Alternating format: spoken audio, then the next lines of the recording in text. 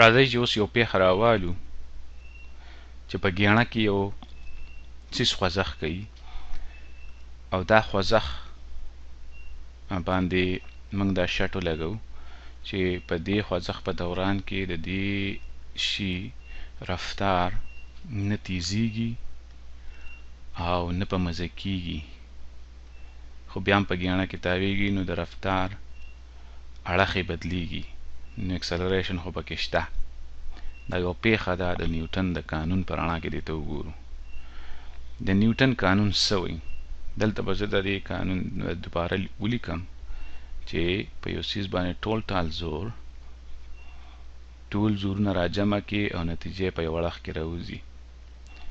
هغه زور په هغه اړخ کې په هغه وجود کې اکسلریشن پیدا کوي، او هغه اکسلریشن چې موږ دغه څیز د ماس سره ضرب کو نو موږ له دغه فورس راکوي. دا خو د نیوټن قانون شو. په ګیڼه کې چې کله خوځښت کیږي او یو څیز نه تیزیږي او نه په مزه کیږي، نو بیا اکسلریشن ولې پیدا کیږي؟ ځکه پیدا کیږي چې د رفتار اړخ بدلیږي، د ده رفتار په یوه مخی په یو ځای باندې، او چې بل ځای ته په ګیڼه کې لاړ شي نو د رفتار په بله مخی. نو اکسلریشن د دریو وجو نه پیدا کیږي، یا خو یو څیز تیزیږي نو په رفتار کې سیواوالی راځي، یا یو څیز په مزه کیږي نو دا هم په رفتار کې بدلون دی، او یا د رفتار اړخ بدلیږي. نو په ګیڼه کې داسې کیدی شي چې یو څیز نه تیزیږي نه په مزه کیږي، خو صرف د رفتار اړخ یې بدلیږي. که دغسې شټ پکې پوره شي چې یو څیز نه تیزیږي نه په مزه کیږي خو صرف د رفتار اړخ یې بدلیږي، نو موږ دا ویلیو چې د دغه سی اکسلریشن چې کوم دی هغه د دغه ګیڼې په کچه پورې تړلی دی، کوم دی چې موږ ریډیس وایي، او د ده د رفتار چې کوم دی چې کوم نه زیاتیږي نه په مزه کیږي، د هغې طاقت دوه چې موږ واخلو د دایرې په دغه کچ باندې وویشو په ریډیس باندې، نو دا اکسلریشن د دغه برابري. دا یو سپیشل کیس دی، یو ځانګړی کیس دی کوم ځای کې چې اکسلریشن د سپید طاقت دوه په آر ویشلې په ګیڼه کې صرف دا کار کیږي. د دې مطلب دا شو چې نیوټن وایي چې که تا ته دا پته ولګي چې د یو څیز کې په یو جسم دی هغه روان دی او په هغه کې اکسلریشن دی، رفتار کې بدلون راځي، او دغه بدلون تا ته کچه معلومه شي څومره بدلون راځي او د هغې ته اړخ هم معلوم شي، نو پوه شه چې په دغه څیز باندې که هر څومره زورونه لګېدلي دي او هغه ته ټول راجمع کړي، نو نتیجه به دا وي چې ټال زور هم په هغه اړخ کې دی په کوم کې چې اکسلریشن پیدا شوی. دا نیوټن لا موږ ته دا وایي. د دې مطلب دا شو که یو څیز په ګیڼه کې تاویږي او رفتار یې نه زیاتیږي نه سیوا کیږي، صرف د رفتار اړخ یې بدلیږي، نو اکسلریشن به خامخا د دغه ګیڼې منځ پیلوي، او د نیوټن د قانون په حساب باندې په ده باندې لګېدلی زور او یا د ګڼو لګېدلو زورونو نتیجه به دا وي چې هغه ټال زور به منځ پیلوي د دایرې. نو اسانه خبره دا شوه چې په دې ګیڼه کې تاویدونکي څیز باندې چې کوم زور لګېدلی دی هغه د دایرې منځ پلو دی، او هغه ځکه چې دغه زور د ماس سره اکسلریشن برابر دی. اوس په دې ګیڼه کې موږ ته اکسلریشن معلوم دی که موږ ته د دغه څیز رفتار معلومي او د دایرې کچه یا ریډیس راته معلومي.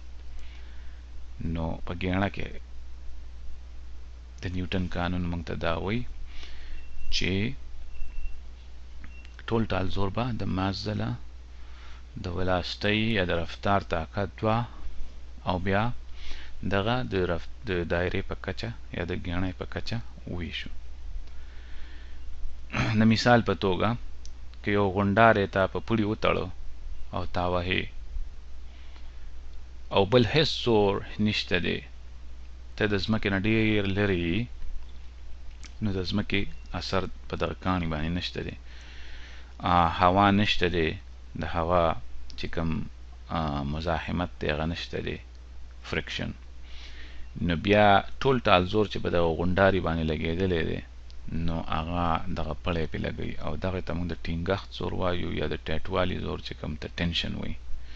نو په دغسې حالت کې بیا په دغه پړي کې چې کوم ټینشن دی هغه برابر دی د ماس سره اکسلریشن. او ښکاره خبره ده چې په دغه ماس باندې کوم ټینشن د رسۍ یا د پړی لګوي دا د دې دغه مرکز پلو دی د دایرې یا د ګیڼۍ. د مثال په توګه په هغه پړي کې به څومره ټینشن یا څومره ټیټوالی کوم پړی چې 1.5 میټر اوږدي او یو غونډاری ورپورې تړلی یې 2 کیلوګرامه او دغه غونډاری په 3 میټره په یو سیکنډ کې لار وهي، یعنی سپیډ د دغه غونډاری 3 میټره په یو سیکنډ کې. نو په دغه پړي کې به ټیټوالی چې کوم وي نو هغه به 14 نیوټنه، یعنی ټیټوالی یو زور دی، ټینشن یو زور دی او دا موږ په نیوټنو کې کچ کوو.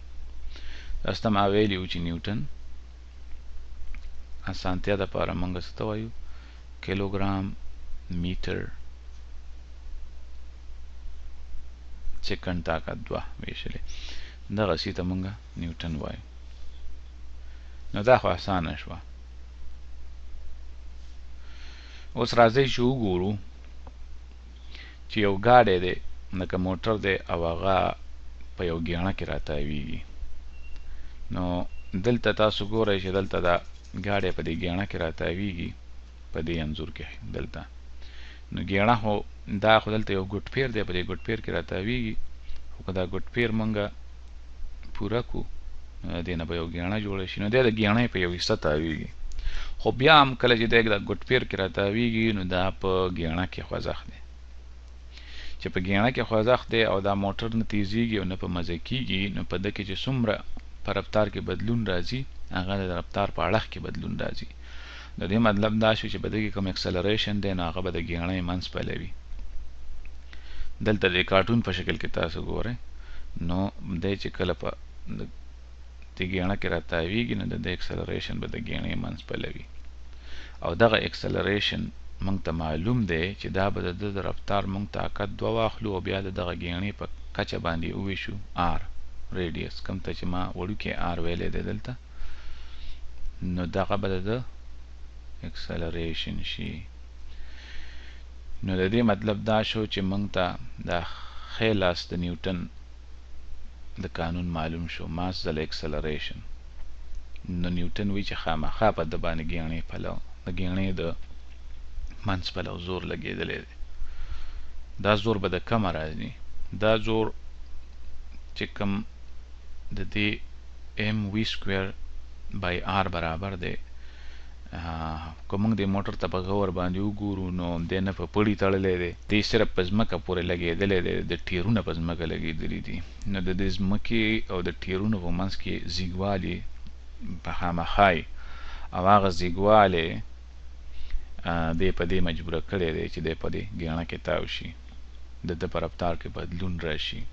د رفتار کې د بدلون اړخ چې کوم دی نه بیخي د ګیڼۍ منځ پلو دی.